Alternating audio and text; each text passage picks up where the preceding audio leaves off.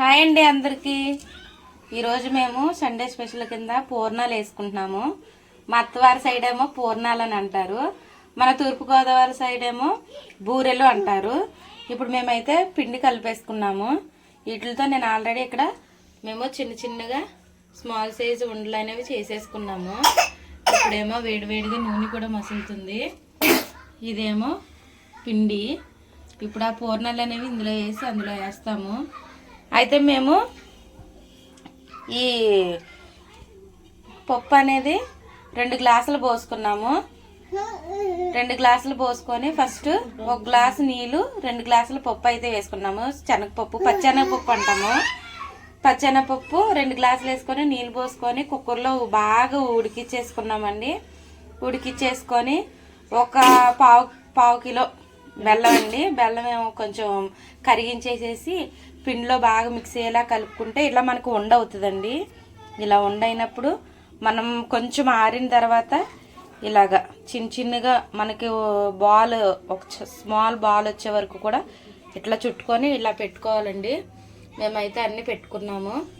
పిండి అయితే 2 గ్లాసులు బియ్యం పిండి, 1 గ్లాసు ఏమో మినప్పప్పు కలుపుకొని మిక్సీ పట్టుకున్నామండి. అప్పుడైతేనే మనకి కొంచెం క్రిస్పీగా వస్తాయి. ఇప్పుడైతే మేము పూర్ణాలు అయితే వేసుకుంటున్నాము.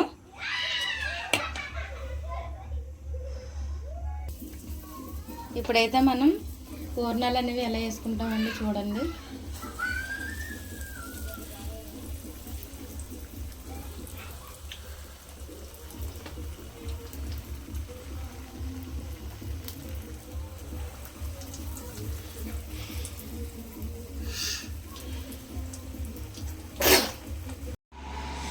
ఇందాక మనం పూర్ణాలు అయితే వేసుకున్నాం కదండి, అవి ఇప్పుడు మనకి ఇలాగా గోల్డెన్ బ్రౌన్ కలర్లోగా అనేది వచ్చాయి. ఇప్పుడు మనం దీన్ని టేస్ట్ చూద్దాము.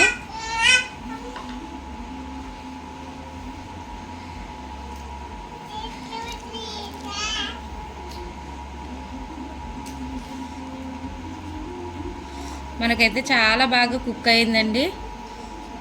ఈ పూర్ణాలు అనేవి ఎంత తిన్నా సరే తినాలనిపిస్తూనే ఉంటుంది మనకి. ఇప్పుడు టేస్ట్ చూద్దాము.